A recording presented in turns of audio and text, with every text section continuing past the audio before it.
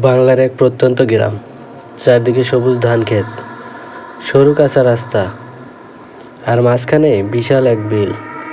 সেই বিলে সারা বছরই পানি থাকে। বর্ষায় জল আরও বেড়ে ওঠে, আর শীতে অনেকটা শুকিয়ে যায়। গ্রামের মানুষজন বর্ষাকালে বেশি মাছ ধরে। এই গ্রামের এক কিশোর রফিক, তার বয়স মাত্র 16। মাছ ধরাই তার নেশা।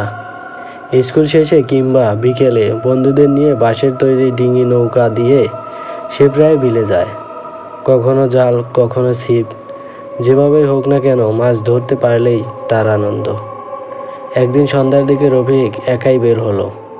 সেদিন আকাশে কালো মেঘ জমেছিল, বাতাসে কেমন অদ্ভুত গুমোট ভাব। তার মা অনেকবার বারণ করলো, এই সময় বাইরে যাস না রে রফিক, বিলটা এখন ভালো না। কিন্তু রফিক শুনল না। মনে হলো আজ না গেলে কিছু মাছ মিস হয়ে যাবে। ডিঙি নৌকাটা পানিতে নামাতেই চারদিক যেন কেমন স্তব্ধ হয়ে গেল। সাধারণত বিলে ব্যাঙের ডাক, ঝিঝির শব্দ আর নানা পাখির আওয়াজ থাকে, কিন্তু সেদিন কিছুই শোনা যাচ্ছিল না। শুধু কানে আসছিল বাতাসের হাহাকার আর পানির ছলাৎ ছলাৎ শব্দ। রফিক নৌকার ভেতরে বসে ছিপ ফেলল। মিনিট 10 কেটে গেল, কোনো মাছ ধরল না। হঠাৎ পানির ওপরে বুদবুদ উঠতে লাগলো। মনে হলো ঠিক নৌকার তলায় কেউ যেন হাত দিয়ে নাড়া দিচ্ছে। রফিক ভয় পেলেও কৌতূহলী হয়ে অপেক্ষা করতে লাগলো। হঠাৎ সামনে থেকে সাদা শাড়ি পরা এক নারীকে দেখতে পেল। নারীটি দাঁড়িয়ে আছে অগভীর পানিতে, চুল এলোমেলো, মুখ ঢেকে গেছে। সন্ধ্যার আধো অন্ধকারে মনে হচ্ছিল মুখটা যেন নেই। রফিক চাপা চাপা গলায় ডাকলো, কে কে আছেন ওখানে? কোনো উত্তর নেই। নারীটি ধীরে ধীরে নৌকার দিকে এগিয়ে আসতে লাগলো। পায়ের নিচে যেন পানি নড়ছে না, বরং ভেসে আসছে। রফিক ভয় পেয়ে ছিপ টেনে তুলল, কিন্তু আশ্চর্যের বিষয়, ছিপের হুকে কোনো মাছ নেই, বরং কালো রঙের মানুষের মতো চুল ঝুলছে। নারীটি হঠাৎ এক ঝটকায় নৌকার পাশে এসে দাঁড়ালো। তার চোখ দুটো জল জল করছে, লাল আগুনের মতো। কণ্ঠে গর্জন, কেন এসেছিস আমার বিলে? এখানে কেউ আসে না। রফিক তখন পুরো স্তব্ধ। তার মনে হলো শরীর জমে গেছে, নড়তে পারছে না, ঠান্ডা ঘাম গড়িয়ে পড়ছে কপাল বেয়ে। নারীটি নৌকার ভেতরে উঠে পড়ল। রফিক পিছিয়ে গেল, কিন্তু নৌকার ভেতরে আর জায়গা নেই। সে হঠাৎ বুঝতে পারল এই নারী মানুষ নয়, ভূত। ভূতের কণ্ঠে শোনা গেল করুণ সুর, আমি ছিলাম এই গ্রামের মেয়ে, নাম ছিল হাসনা। বর্ষার এক রাতে কিছু দস্যু আমাকে এই বিলে মেরে ফেলে পানিতে ডুবিয়ে দিয়েছিল। কেউ আমার লাশ খুঁজে পায়নি। সেই থেকে আমি এখানে ঘুরি।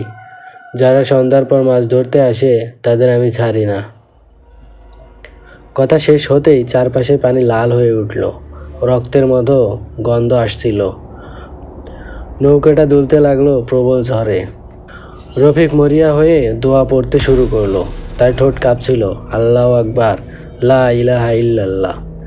ভূত হঠাৎ তীব্র চিৎকার করে উঠল। তার কান্নার আওয়াজে পুরো বিল কেঁপে উঠল। মনে হচ্ছিল চারপাশে অদৃশ্য শত শত মানুষ চিৎকার করছে। নৌকা হঠাৎ এক ঝটকায় তীরের দিকে ভেসে গেল। রফিক প্রাণপণে ঝাঁপ দিয়ে বিলের কাদামাটির তীরে উঠল। পেছনে তাকাতেই দেখল সেই নারী এখনো দাঁড়িয়ে আছে পানির মাঝে। তার চোখ লাল টকটকে, মুখে বিকৃত হাসি। সেদিন রাতে রফিক জ্বর নিয়ে শুয়ে পড়ল। বারবারই একই স্বপ্ন দেখছিল, সাদা শাড়ির ভূত পানির ভেতর থেকে হাত বাড়িয়ে তাকে টানছে। পরদিন গ্রামে খবর ছড়িয়ে পড়ল। অনেকে বলল তারা আগেও ওই বিলে সাদা পোশাকের মেয়েকে দেখেছে। অনেকে বলল সেখানে গেলে অদ্ভুত শব্দ শোনা যায়। কেউ কেউ আবার বলল ওই বিল অভিশপ্ত। গ্রামের বয়স্করা জানালেন বহু বছর আগে সত্যিই এক মেয়ে নিখোঁজ হয়েছিল। তার নাম ছিল হাসনা, আর তার লাশ কখনো পাওয়া যায়নি। রফিক এরপর আর কখনো বিলে যায়নি, কিন্তু মাঝে মাঝেই রাতের অন্ধকারে তার জানালার পাশে দাঁড়িয়ে কাদার শব্দ শোনে। মনে হয় কেউ যেন তাকে ডাকছে, আমার লাশটা খুঁজে বের করো, আমাকে মুক্তি দাও। রফিক জানে একদিন না একদিন তাকে আবার সেই বিলে যেতে হবে, কারণ হাসনার অশান্ত আত্মা মুক্তি না পেলে গ্রামের আর শান্তি আসবে না। কিন্তু সে যাবে তো, নাকি হাসনার প্রতিশোধের শিকার হয়ে গ্রামটাই অন্ধকারে ডুবে যাবে?